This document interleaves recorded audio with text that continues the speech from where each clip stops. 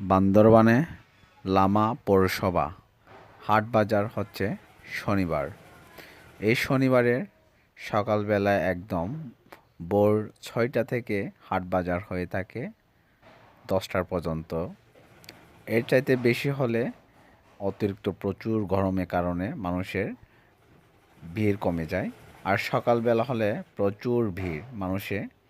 এখানে দেখা যাচ্ছে যে বিভিন্ন দূর দূরান্ত থেকে যারা আসে এখানে সকালবেলা তাড়াতাড়ি চলে আসে, তারপর বাজার করে চলে যায় আবার বাড়িতে ফিরে।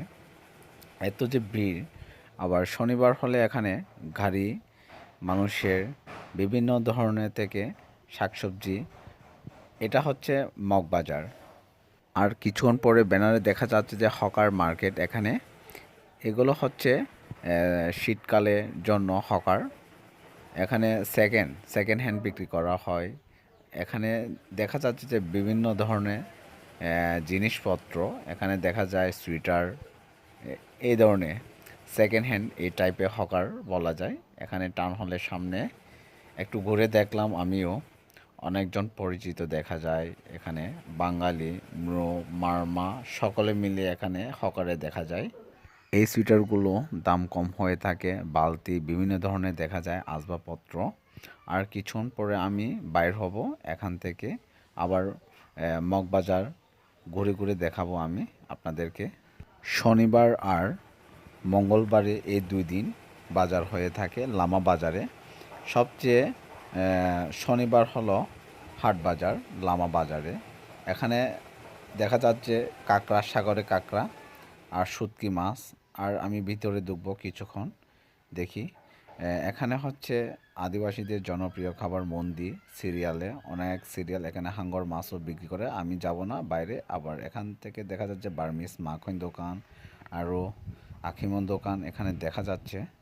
আরও আছে এখানে শাকসবজি, মারমাদের আদিবাসীদের সকলে একসাথে এখানে মানুষের শাকসবজি দেখা যায়। দেখেন এখানে শামুকও, তারপর বেগুন, বিভিন্ন ধরনের কলা।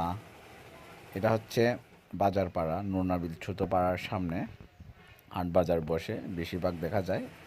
তো আমি ভিতরে যাই নাই, বাজারের ভিতরে দেখা যাচ্ছে যে এখানে বেগুন, আদা, মরিচ, তারপর কচু, ফল, টক ফল, তারপর বিভিন্ন ধরনের পাহাড়ি শাকসবজি, আর জমি থেকে এগুলো চাল কুমড়া, ফুলকপি, বাঁধাকপি, এই ধরনের টাইপে এখানে দেখা যাচ্ছে বিভিন্ন ধরনের বিক্রি করা হয়।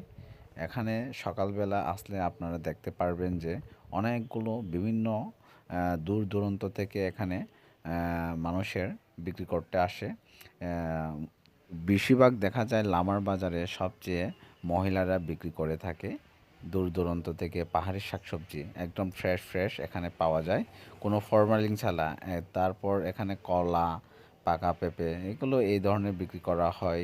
বেশিরভাগ দেখা যাচ্ছে যে স্থানীয় লোকেরা এখানে অনেকে ব্যবসা করে, মহিলারা।